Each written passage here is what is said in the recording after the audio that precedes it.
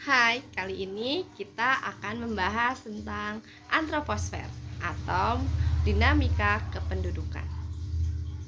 Nah, pada bagian ini kita akan membahas sumber data kependudukan. Ada 3 sumber data kependudukan yang digunakan di Indonesia atau yang dilakukan di Indonesia berasal dari 1. Registrasi penduduk, sensus penduduk, dan survei penduduk. Apa beda ketiganya? Nah, kalian pasti pernah mendengar atau tidak asing lagi dengan namanya sensus penduduk. Registrasi penduduk. Nah, kita akan mulai dengan registrasi penduduk.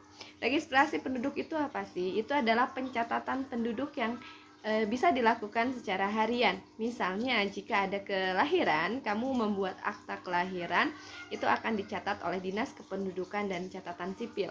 Atau misalnya ada seseorang yang meninggal, itu pasti akan dilaporkan ke misalnya ke kelurahan atau ke balai desa misalnya, dan akan mendapatkan akta kematian. Nah, itu misalnya adalah registrasi penduduk.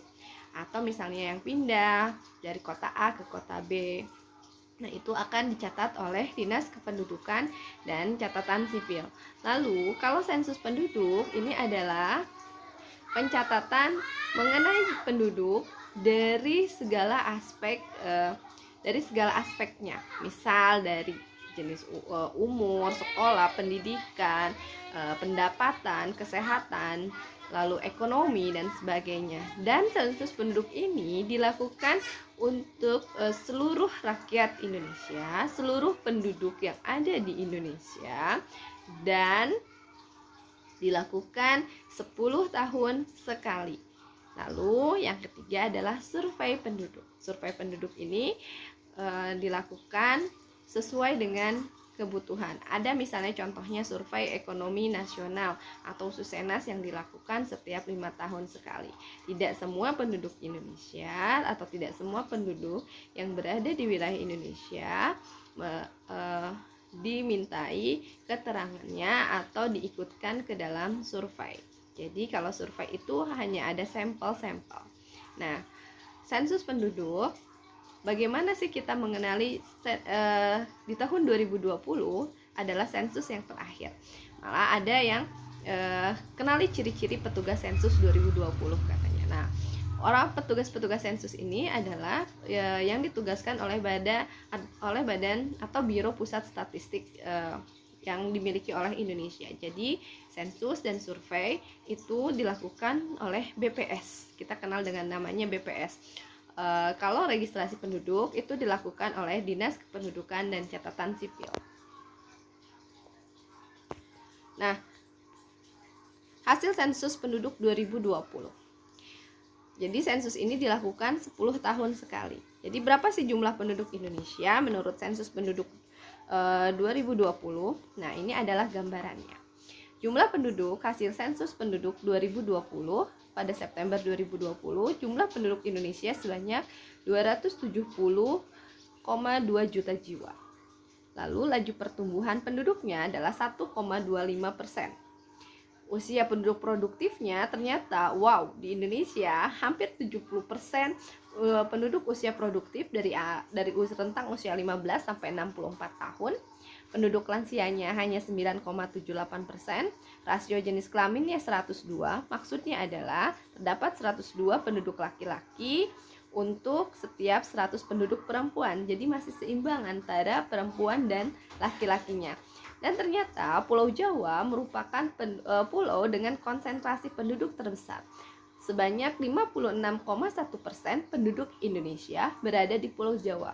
Padahal Pulau Jawa itu luasnya hanya 7% dari luas wilayah Indonesia. Kenyataan ini membuktikan bahwa persebaran penduduk di Indonesia sangat tidak merata, karena 56%-nya ada di Pulau Jawa, sementara luas pulaunya sangatlah kecil. Nah, di dinamika kependudukan kita akan membahas mengenai transisi demografi. Transisi demografi itu apa? Ada 5 tingkatan dalam transisi demografi. Yang pertama, tingginya tingkat kelahiran dan kematian. Yang kedua, tingginya kelahiran dan penurunan tingkat kematian. Yang ketiga, penurunan tingkat kelahiran dan kematian yang signifikan. Yang keempat, rendahnya tingkat kelahiran dan kematian. Dan transisi yang kelima adalah penurunan tingkat kelahiran di bawah angka kematian, atau penduduknya didominasi oleh usia tua. Biasanya untuk transisi yang pertama, kedua, dan ketiga, yang pertama dan yang kedua itu biasanya ada di negara-negara dunia ketiga atau negara-negara yang akan mulai berkembang. Lalu di transisi yang ketiga itu biasanya ada di negara-negara berkembang, dan yang keempat, kelima biasanya akan mulai terlihat di negara maju. Misalnya transisi penurunan tingkat kelahiran di bawah angka kematian biasanya pernah itu terjadi misalnya pada negara Jepang, di mana jumlah penduduk usia tuanya lebih banyak. Karena kita tahu sendiri bahwa penduduk usia umur atau usia penduduk Jepang itu bisa mencapai angka 100 tahun. Sementara jumlah kelahirannya sekarang di bawah jumlah angka kematiannya. Jadi lebih banyak penduduk tuanya dibandingkan penduduk yang mudanya. Oke, kita bisa melihat seperti ini adalah 5 tahapan dalam transisi demografi. Stage pertama ini diperlihatkan dengan piramida penduduk.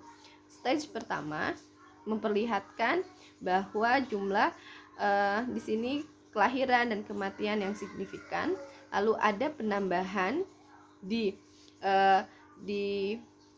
sini di kematian pada tahap kedua menurun secara drastis, tetapi angka kematian di tahap kedua ini meningkat secara drastis juga.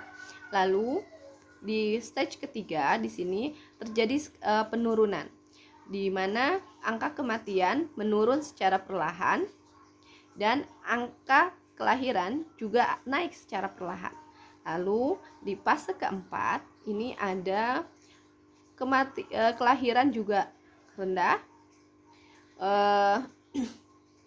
kematian juga rendah, dan ada mencapai kestabilan di sini. Tetapi nanti di fase kelima ternyata ada perubahan, di mana di sini ada penduduk usia tua lebih banyak dibandingkan dengan penduduk usia muda. Itu mengenai transisi demografi yang ada di beberapa negara di dunia ini atau beberapa negara di bumi ini.